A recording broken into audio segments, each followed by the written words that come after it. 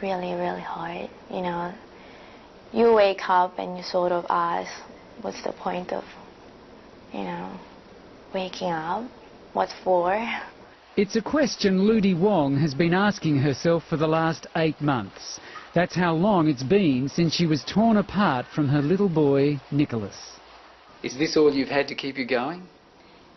Oh yes, every day, you know, just look at it and say, well, hope he's all right. Hope he remembers me. Wonder where he is. Yes. Just after his 3rd birthday, Nicholas was abducted by his Malaysian-born dad, Jimmy, and taken out of the country. His parents had separated, and his dad was determined his mum would never see him again. But when Jimmy returned to Brisbane alone, he was jailed for refusing to bring Nicholas back. To my knowledge, it's the first time the family court has jailed somebody indefinitely, and so it is a landmark case. It really is very unusual. Ludi's lawyer, Mari Burrows. He was prepared to stay in jail, and he continues to stay in jail. And he only needs to make one phone call and he could return the child to Ludi. But he didn't, refusing to give any details on little Nick's whereabouts. So, with the courts powerless, Ludi decides to risk everything, taking myself and a Today Tonight crew to the last place she knew the toddler had been taken. Cebu, a remote industrial town in Sarawak, Malaysia. A country with no conventions with Australia, so our government is also powerless to bring Nicholas back.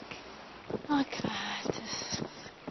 First stop, Ludi's parents-in-law, who live in one of the better parts of town. It was here Jimmy first brought their son to be looked after by his grandmother. Oh, it's just heartbreaking. It's, I don't know, just... Hello. I wish they would just come out and say something. Next stop, this shop where a cousin of Ludi's ex-husband works. But she ignores Ludi and hides from our camera. So we just want to know where he is, and it's all right. Just want to know where he is. Please tell me. Even through an interpreter, we get no response. She said she'll ask you to leave. If not, then she'll call some security. Yes, the answer is no. You won't help this mother find her child? We know the family are hiding Nicholas because taped conversations between Jimmy in jail and his mother in Cebu reveal as much. He told her to go somewhere else, take Nicholas and hide for a year. The longer that Nicholas was away, the harder it was going to be for us to get Nicholas back. In desperation, Ludi resorts to private detectives who obtain hidden camera footage of Nicholas's grandfather at the house. And the next day, Ludi spots the grandmother on the street. Oh, that's Jimmy's mom. There. She disappears as quickly, but Ludi knows her son is somewhere hidden in these streets. So we search every backyard and every preschool, but as Ludi examines the video, there's no joy. I mean, if there's a stranger and Nicholas is there, he will come to that person. Local police say they can do nothing, and the grandparents refuse to cooperate with them, other than to let the local police chief have his photo taken with Nicholas at a secret location to prove he's all right. Police tell Ludi to take legal action. They just want us to start court proceeding here, and honestly, I don't think I can handle to go through another court proceeding. No way. So heartbreaking. Yeah, it is. After 4 days of searching and endless negotiations with local officials, finally a breakthrough. The local police chief calls us in to tell Ludi that the grandparents have decided to give Nicholas back. The only catch is Nicholas's grandmother is demanding she be the one who brings the little boy back to Australia. Ludi agrees, provided she can see Nicholas and travel with him on the same plane.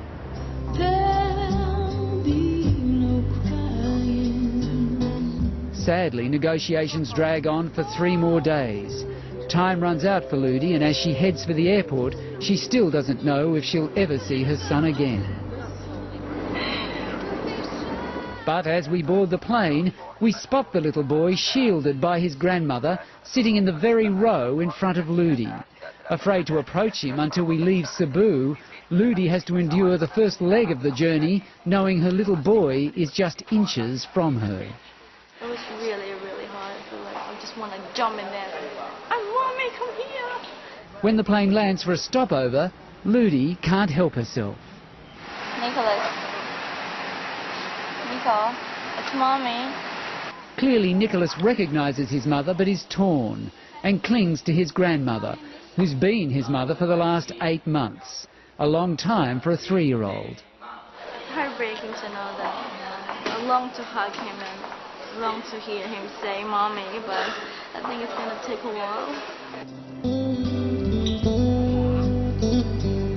And sure enough, on the plane to Brisbane, it's like someone flicks a switch. Nicholas climbs into Ludi's arms as if he'd never left. Oh, look at this! Look at that! Look at that! Finally home, Nicholas now speaks Chinese but understands English. Remarkably, Ludi says she forgives her husband and his parents. Just want to pick up the pieces and move on with my life, and hopefully, I will not be in this situation ever again. You'll never let him go? No way. He's mine. Hey, sweetie. He's mine. I would give